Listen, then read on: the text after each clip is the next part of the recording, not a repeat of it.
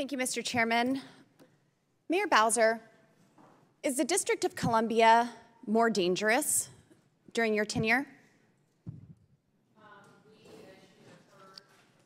Congresswoman, as you have heard, we have experienced over the last 10 years decreases in violent crime, all categories of crime. You also heard me talk about in my testimony, especially in the last 3 years, being very concerned. What about since last year, Mayor? What about it? Is it more dangerous this year than it was last year? I'm going to ask the chief to give you the data. I'm asking you, Mayor, because I see that crime is up 27%. That doesn't sound like a decrease to me. Violent crime is up 13%. And in 2020 and 2021, the city recorded more than 200 homicides in consecutive years for the first time in 20 years. So is Washington, D.C. more dangerous now that you're in office? The nation is more dangerous with more guns and more violent We're crime. talking about Washington, D.C. here, and we have also seen that the police budget has been cut, $15 million in 2020, Mayor. Do you think that this contributes to an increase in crime? I think a lot of things have contributed to increases in crime across the country. What about in Washington, D.C.? Do you think that the $15 million budget cut to MPD in 2020 caused an increase in crime here in the District of Columbia? I think that we need to have 4,000 police officers over the course of the last several years. So you want more police officers? Yes. Well, in the past, you've hired on average 300 new police officers each year, but in 2022, you hired 103. That's 200 less, and now you're advocating for more police officers after cutting their budget and hiring 200 less police officers. I've advocated for more police every day as mayor of the District of Columbia. When I became mayor, we were facing a retirement bubble, and we set a course at that time for hiring and retention. Do you believe that Washington, D.C. would be safer and more secure if you hired more police officers rather than decreasing the number of recruitment by 200?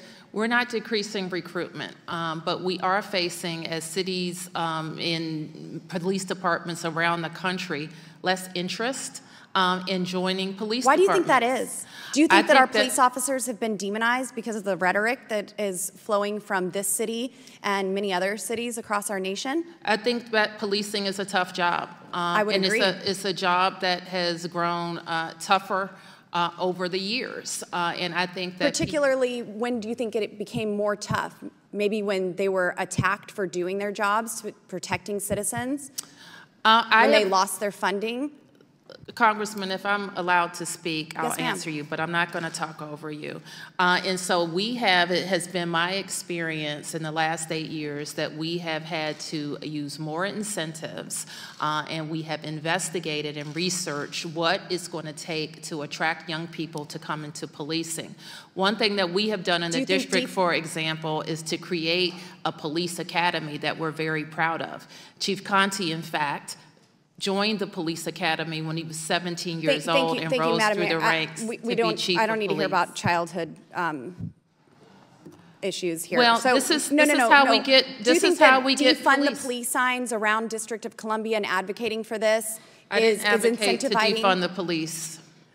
But you did defund them. $15 million budget cut. A $15 million budget cut in 2020. So, Madam Mayor, what would you say to the law-abiding citizens here in Washington, D.C., who, because of policies you've supported, are unable to defend themselves with this rise in crime? Crime being up 27%. Congresswoman, I don't have to come here to talk to you, to talk to the residents of the District of Columbia. I talk to them daily. I have press conferences. And what do you say to these law-abiding citizens? What I tell them is that as their mayor, regardless of what's happening nationally, regardless of what's happening in our very complicated criminal justice system, as their mayor, I am charged with making it work. And if that means it is, I am charged with making it work. And what I have to— Do you think that you're doing a good job with that? Because I'm seeing that crime is up, violent crime is up, homicides are up, police funding is down, police recruitment is down. So is it working?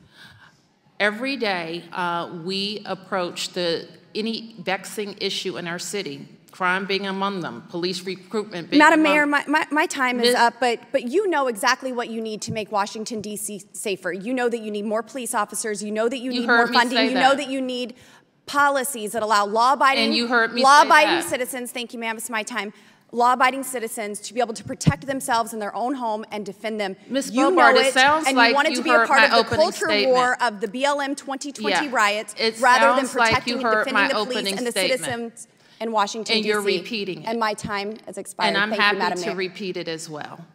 And what we have said, Mr. Chairman, if you would permit me, in that I was over-talked much of that 5 minutes, is that we have been very focused on how to make sure we have a policy environment that supports a safe city, but also that we approach it not just with law enforcement, but with opportunities and with prevention. Your policies are clearly making your city more dangerous, not safer. And ladies' time has expired. Chair recognizes Mr. Goldman for 5 minutes.